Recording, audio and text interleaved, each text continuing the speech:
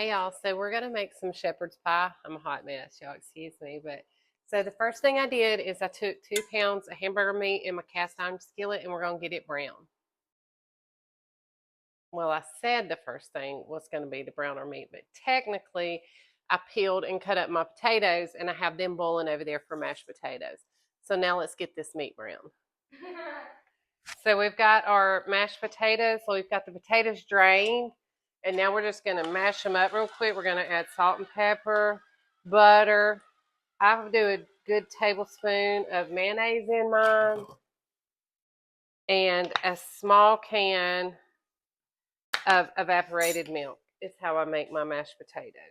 And a good heaping tablespoon of butter, maybe 2. Now we're just going to cream them up.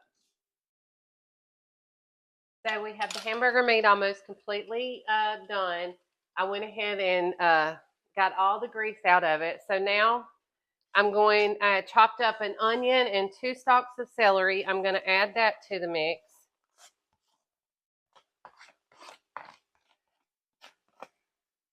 I'm going to do a teaspoon of garlic powder, I guess I should say. A teaspoon of the Dan-O's green top.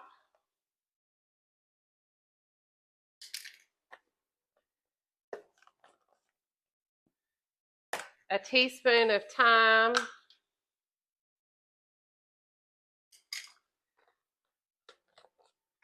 Teaspoon of rosemary.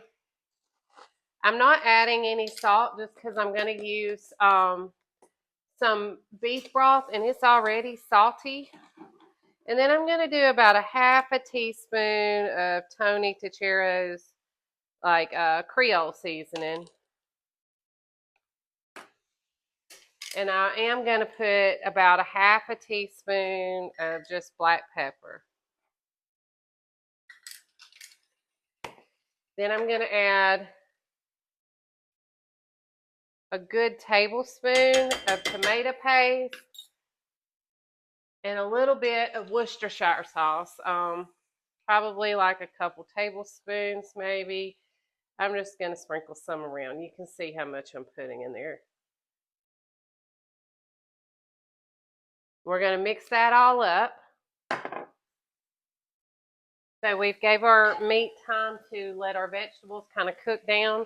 We hollowed out a little spot in the middle and I put a dollop of bacon grease. And then once that melts, I'm going to add a couple tablespoons of flour to it and just kind of mix it all in and let the flour cook just a moment. So my grease is melted in the bottom. So we're going to add just maybe 2 good heaping tablespoons of flour to it. We're going to mix that all around. So our flour's had time to cook in there. So I'm going to add a small bag, a 12-ounce bag of peas and carrots. And then I have a 12-ounce bag of the mixed vegetables. I'm going to add that in there. And then I didn't have canned beef broth, so I just had the box. So I'm just going to pour about a cup maybe of that beef broth in there. We're going to stir it around and see if we need any more. You don't really want it soupy, but you don't want it to dry out either.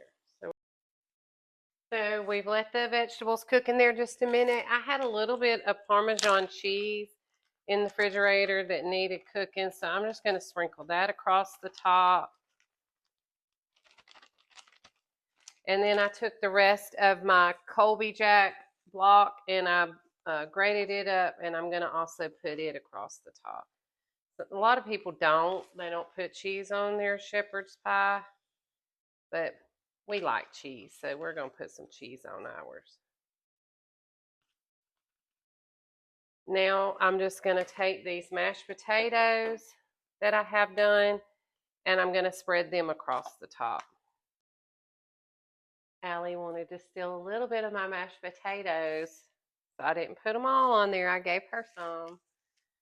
And the next thing I'm going to do that's a little unconventional but I'm going to take a thing of croissant rolls and I'm going to put them across the top of my